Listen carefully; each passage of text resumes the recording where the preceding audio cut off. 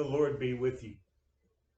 No, you don't need to be calling the police. I am not holding Lauren captive.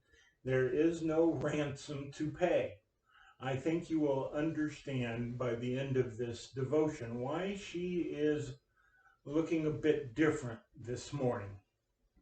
Benjamin Franklin is quoted as saying, "I resolved to speak ill of no man whatever, not even in a matter of truth, but rather by some means excuse the faults I hear charged upon others, and upon proper occasions speak all the good I know of everybody."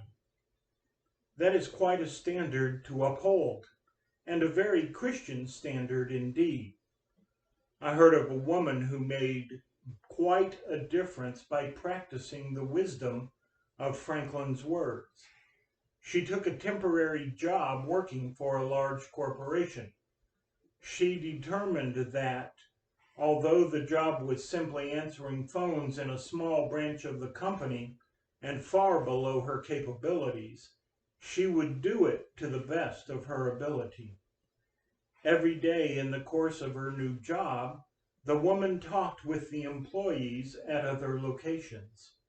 She began to feel the negativity in their voices as they spoke of her new employer. Knowing he was not the ogre they thought he was, she decided as she drove home one evening that there was something she could do to help improve their opinion of him.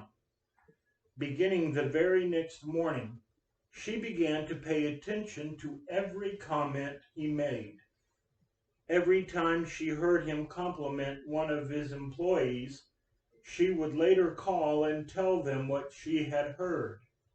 They were surprised at first, but then were thrilled to discover his high regard for them. For months, she continued her campaign, passing along every positive comment she heard and keeping to herself the occasional negative one. Soon the area of the corporation the man managed began showing drastic improvement. Profits were rising, higher-ups were noticing, and the man implemented an employee reward program that recognized the highest achievers and looked for things to praise in up-and-comers.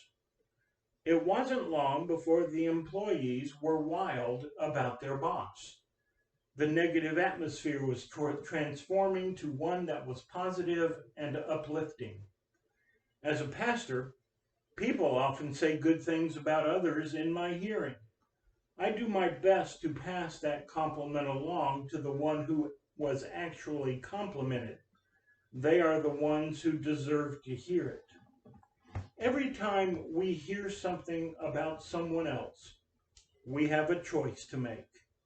We can pass along the comment to others or not.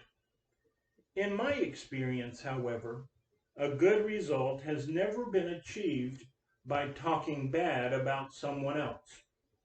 There may be a momentary thrill to passing along information someone else does not know, but is that excitement really worth the damage that could be done by our words? And as I usually hear at least once a day, what goes around comes around. Or even more poetically, as the Bible says, bread cast upon the water comes back to you. Something else that life has taught me: anyone who is willing to gossip with you is also willing to gossip about you. In a way, I am standing in support of gossip, but only good gossip. How many times a day do we get the opportunity to encourage others by repeating good gossip?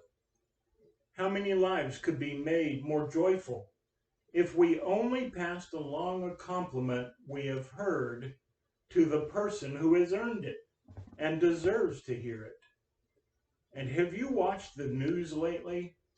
Do you think our world needs more negative, bad, or harmful words added to it?